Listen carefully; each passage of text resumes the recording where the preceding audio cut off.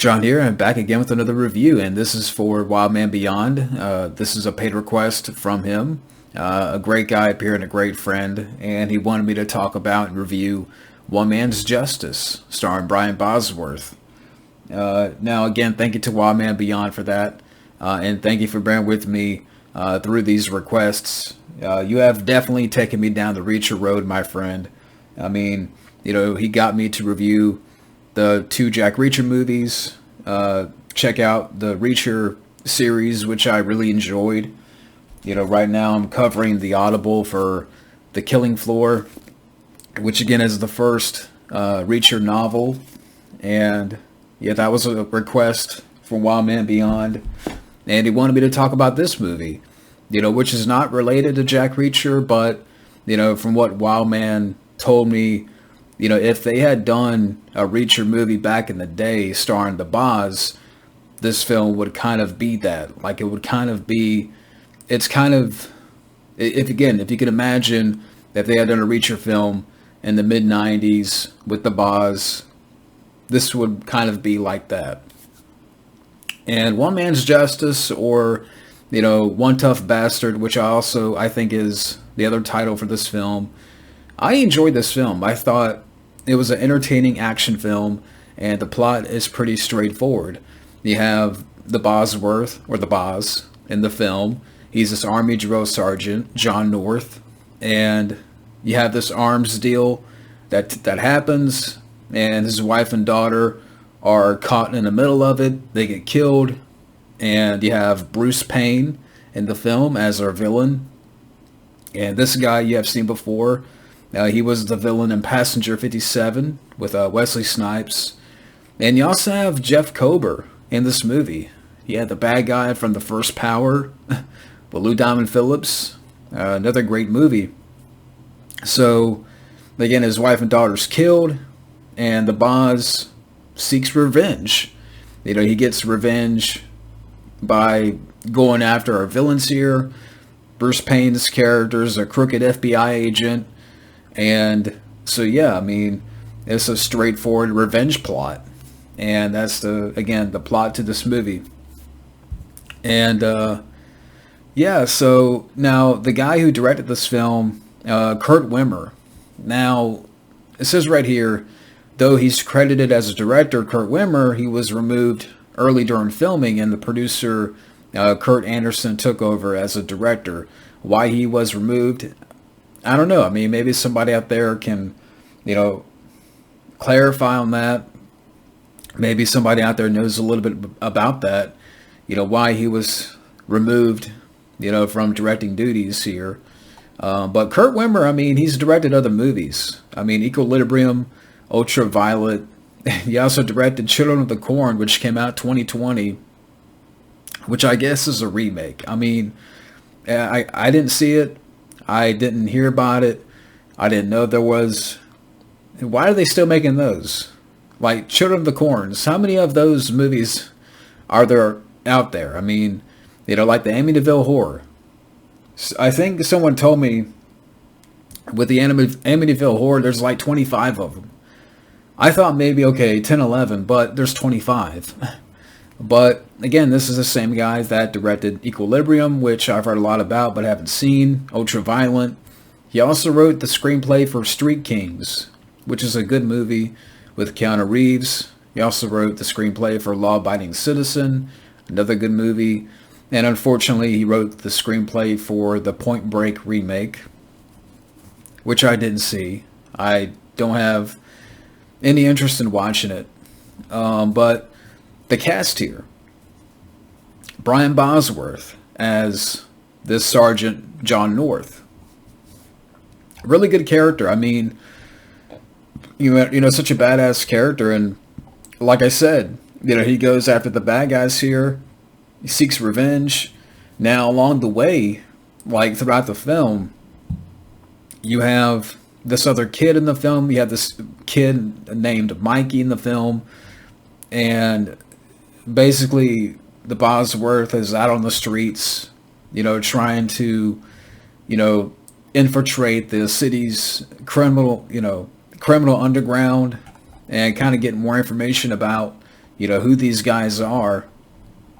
So, but again, Brian Bosworth,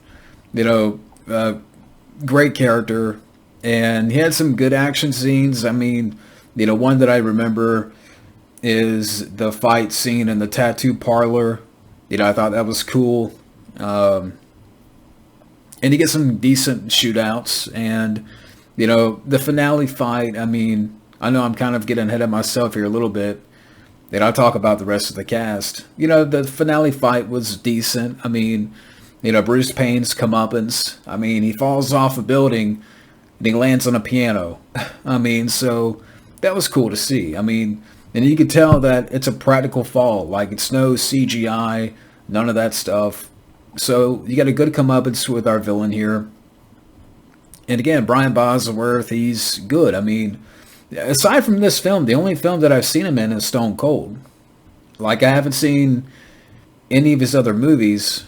I do know he was in The Longest Yard remake, but like, I've seen Stone Cold, which is a really good 90s action film, and this is a really good 90s action film. So I would say definitely, like, I mean, he made, a handful of movies, but I'd like to have seen more from the Boz. I know Wildman has said before that, Bosworth would have been perfect for Jack Reacher, again, if they had made it in the 90s, and I could see it. I mean, he's believable, he's tough, he kicks ass, takes names, and, like, even some of the fight scenes in this film, again, it's well shot, and just so Brian Bosworth is great. Bruce Payne, really good villain here, kind of sadistic a little bit. I thought he was good here, Bruce Payne. I really enjoyed him as the villain. And there's one scene that I remember now where he kills this one guy, like, at the gas pump. The guy's in the backseat of the car, sprays him with gas, lights a match, throws it into the car, walks away. I mean, again, Bruce Payne was a really good villain. Again, Jeff Kober from The First Power. This guy has played many villains before, always known for being playing a villain type. And Jeff Kober, it's cool to see him. Good support. And I do like, whenever you see Jeff Kober as a villain, it's going to work. The kid Mikey in the film, played by DeJuan Guy, I thought he was fine. You have MC Hammer as this, criminal underground, like, crime lord. But, yeah, MC Hammer's in this film as his character Dexter Kane. Like, he's, here and there, in the movie, not in the film tons, like, he doesn't have a ton of scenes, but you do see him here and there, and it's cool to see MC Hammer in there for a little bit. Neil Mcdonald, yeah, this guy you've seen before. I mean, the Walking Tall movie with The Rock, he was the villain in that, and he's been in some other movies, but yeah, you have him in an early role here. So the cast, again, the cast, I really enjoyed the Bosworth here. Bruce Payne, Jeff Kober as your villains. I thought they had a good chemistry going on. Like, Bruce Payne, Jeff Kober. I thought, as your two villains here, which Bruce Payne's more of your main villain, but two to me, like, really good villains. It's funny. There's this one scene that I too remember in the film where, after his wife and daughter's killed and Bosworth wants answers, he talks to Bruce Payne because he works for the FBI. But I'm like, and he has these two other guys with them.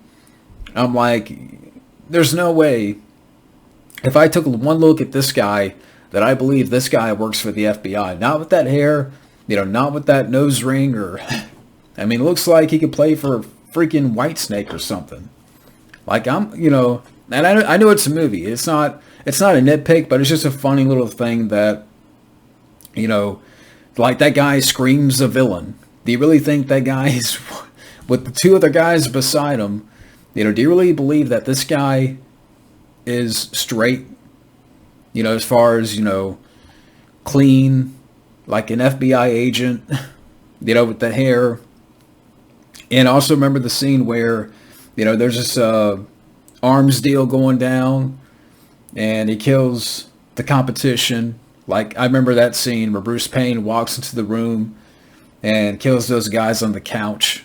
Again, it just really shows how crazy of a villain this guy is. Like, you can't wait to see later on, the boss gets his hands on Bruce Payne. Because, again, he plays such a, crazy villain. The pacing, it's an hour and a half long. To me, it moved at a good pace. And again, as far as the action goes, you get some good shootouts. The Bosworth, I mean, gets into a couple of good fights. The finale fight, again, it's decent. Where they're on the rooftop and Bosworth, takes a lead pipe, and they kind of get into like a little, kind of a roll around fight, and he throws, Bruce Payne gets, thrown off the rooftop and lands on the piano. So that was cool. So yeah, I mean, this One Man's Justice, or One Tough Bastard, whatever whatever you want to call it.